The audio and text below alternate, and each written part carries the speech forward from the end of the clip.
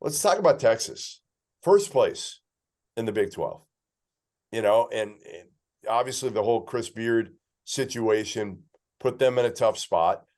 The first game for Rodney Terry was against Rice, and we thought they were going to lose. And look at what he's done since then, right? They're 13-4. They're in first place.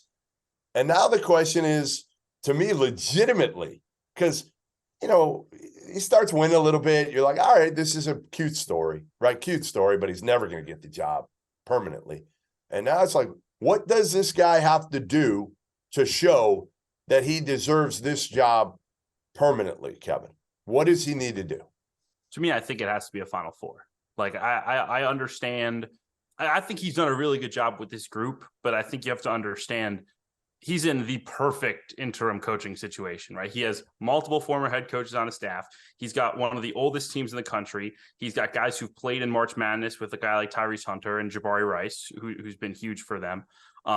And the team was rolling before he got there, right? It's not like they weren't good before. I mean, they beat Creighton, they beat Gonzaga with Beard coaching them. It's not like this team was struggling and he came in and righted the ship. He's done a great job, right? Holding this thing together was not going to be easy. Take nothing away.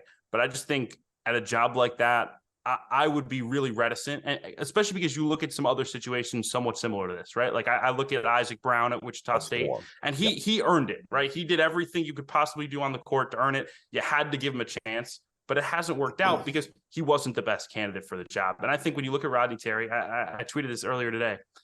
They had Sule Boom and Bryson Williams together at UTEP for 2 seasons. Rodney Terry went 16-18 in the Conference USA with that group. Yeah.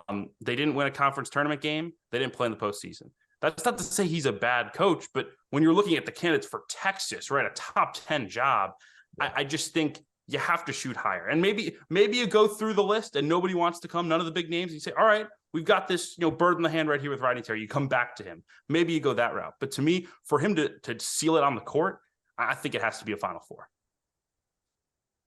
Tyler, you got anything on this?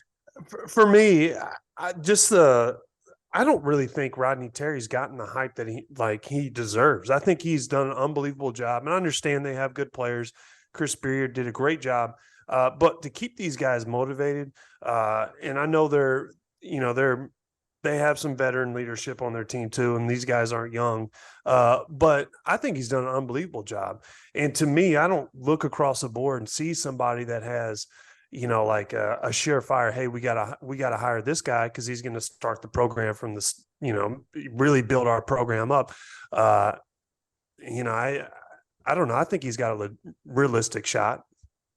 Yeah, I mean, I don't think Chris Del Conte, their AD, wants to hire him.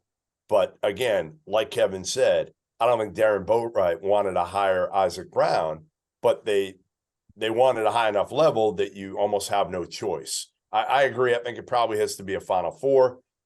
Yeah, Big 12 regular season title would be ridiculous. Even an Elite Eight and a Big 12 regular season title would be hard not to give it to him. My big concern is obviously, can he sustain it? Can he sustain it? That's the biggest thing. All right.